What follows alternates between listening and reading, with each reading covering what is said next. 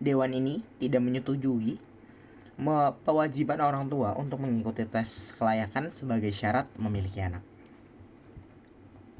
Kamu bilang bahwa metode yang kamu gunakan, metode dan soal yang kamu gunakan, serta jurnal rujukan yang kamu gunakan itu adalah sama.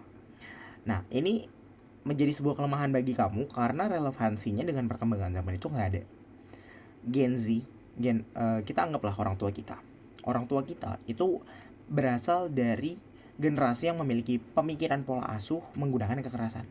Alhasil apa? Mental orang tua kita jadi lebih kuat daripada kita. Ada Gen Z, Gen Millennial, Strawberry Gen, Sandwich Gen, yang mereka itu dididik dengan cara yang berbeda-beda dan menghasilkan produk yang berbeda-beda juga. Ada yang mentalnya lemah, tapi mereka sangat-sangat kreatif. Ada yang mentalnya kuat, mereka tidak kreatif, dan lain-lain. Jadi semua pola asuh itu memiliki kelebihan dan kelemahan. Sehingga tidak bisa kamu katakan bahwa kamu menggunakan soal yang sama, metode yang sama untuk menciptakan sebuah pola asuh. Karena kalau seperti itu, kamu menciptakan sebuah pola asuh yang sempurna, yang dimana itu tidak rasional. Kemudian yang kedua, pola asuh seperti apa yang akan digunakan oleh kamu juga gak kamu jelasin. Kayak, kamu bakal ngegunain pola asuh seperti apa nih? Yang kayak ngedidik anak dengan cara seperti apa? Hasilnya kepada anak tuh seperti apa? Yang kamu bilang adalah kamu gak mau menggunakan kekerasan, abusive. Padahal penggunaan kekerasan, ya walaupun terdengarnya memang salah, tapi kenyataannya banyak dari orang, termasuk orang tua kita, yang dididik menggunakan kekerasan dan menghasilkan mental-mental yang kuat. Dan yang ketiga, sejak zaman dahulu, manusia itu sudah mendidik anaknya berdasarkan nalurinya. Jadi dari zaman 2000 tahun yang lalu, ketika mereka bernaluri, mereka pengen punya anak, mau menghasilkan keturunan. Itu sudah naluri, dan bagaimana mereka mempertahankan keturunannya itu adalah naluri dari manusia itu sendiri.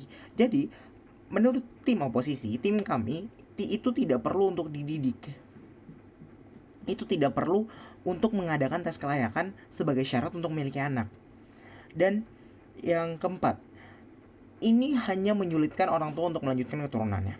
Mungkin memang ada orang tua yang dia tuh belum layak untuk memiliki anak. Kemudian kamu mengatakan bahwa harus mengikuti tes kelayakan anak memiliki anak, sehingga dia harus mengikuti dulu, harus lulus dulu sebelum bisa memiliki anak. Hal ini justru mempersulit dia. Mungkin umur dia sudah tua, mungkin umur dia sudah hampir tidak bisa menghasilkan lagi. Namun ketika dia ingin menghasilkan keturunan, kamu malah mempersulit dia untuk menghasilkan keturunan. Dan ketika dia tidak lolos, kamu akan menyatakan bahwa dia nggak boleh punya anak, dan akhirnya dia tidak memiliki keturunan. Ini memperkecil keturunan yang bisa dihasilkan oleh seorang manusia. Nah, kemudian bagaimana jika pemenuhan hasrat seksual itu kemudian kamu tuh harus hamil, dan karena sebuah kesalahan satu lain hal, dan kemudian kamu melakukan sebuah tes tadi, tes uji kelayakan, dan kamu tuh gagal dalam melakukan hal itu. Apa yang akan terjadi pada bayimu? Apakah kamu akan aborsi? Tentu tidak. Apakah kamu akan bunuh bayimu? Tentu tidak. Dan uji kelayakan ini menurut saya adalah hal yang absurd. Kenapa harus dilakukan? Padahal parenting itu sendiri itu tidak perlu ada tes kelayakannya. Karena manusia itu adalah makhluk yang belajar. Ketika memiliki anak, maka dia akan belajar untuk merawat anaknya. Seperti contohnya ketika ada ayah kamu sering mukulin kamu waktu kecil, dan kemudian ketika kamu sudah mulai dewasa, kamu sudah mulai mengerti, dan ayah kamu itu juga perlahan-lahan berubah menjadi yang tadinya sering mukulin jadi tidak sering mukulin. Ini salah satu bentuk perubahan sosial. Jadi nggak perlu ada tes uji kelayakan ini, karena manusia itu berubah-ubah. Ketika ada tes uji kelayakan, itu juga belum menentukan apakah kamu tuh bisa memiliki anak atau enggak. Semisal kamu tes uji kelayakan dengan metode lah, dengan soal yang sama lah, dan kamu tuh misal benar 100, belum tentu itu diterapkan oleh orang tua. Karena orang tua itu juga memiliki emosi, mereka juga temperamental, mereka juga memiliki caranya sendiri untuk mendidik anak. Kamu bilang kalau misalnya semua metode harus sama, akhirnya pola asuh itu tidak memiliki karakteristiknya masing-masing, sehingga anak-anak yang tercipta itu bukan anak-anak yang spesial gitu loh, bukan anak-anak yang memiliki memiliki kemampuan yang berbeda, memiliki kreativitas berbeda, memiliki mental yang kuat. Tapi kamu menciptakan sebuah robot, kamu menciptakan sebuah anak yang sama dalam satu generasi tersebut, seperti itu. Dan pola asuh yang kamu tawarkan itu berarti serentak dan sama antara pola asuh yang satu dengan yang lainnya. Nah, bagaimana tim pemerintah yakin bahwa pola asuh tersebut digunakan untuk semua golongan masyarakat, bisa rata untuk semua golongan masyarakat? Ada masyarakat yang berada di bawah masyarakat miskin, ketika dia menggunakan pola asuh itu, dia menggunakan pola asuh tersebut, mungkin yang dihasilkan adalah mental-mental yang nggak kuat untuk menghadapi arusnya kehidupan, sehingga anak-anaknya nanti mungkin mati. Dan untuk golongan-golongan miskin yang mereka belum mempunyai ekonomi yang cukup, apakah kamu bilang mereka nggak boleh memiliki keturunan?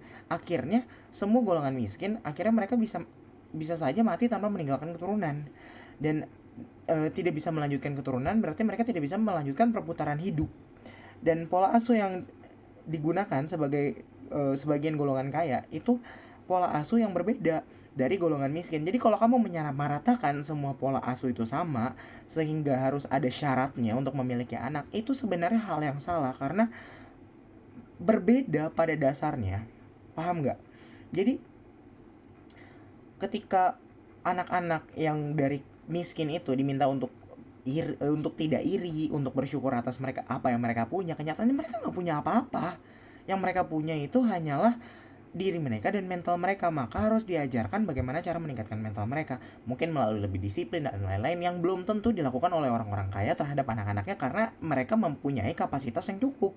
Dan yang terakhir yang saya bahas, ini argumen paling penting saya adalah my own body my choice. Ini adalah bagaimana seorang perempuan mendefinisikan tubuh mereka adalah pilihan mereka sendiri untuk tidak didiskriminasi, tidak dilakukan pelecehan seksual dan lain-lain. Ini menurut saya juga merupakan salah satu alasan kenapa perempuan itu harus bertanggung jawab terhadap tubuhnya sendiri, bertanggung jawab terhadap anaknya, berhak memiliki anak tanpa harus diatur oleh pemerintah. Karena sebuah keluarga itu adalah keinginan dari kedua belah pihak, bukan atas persetujuan dari pemerintah.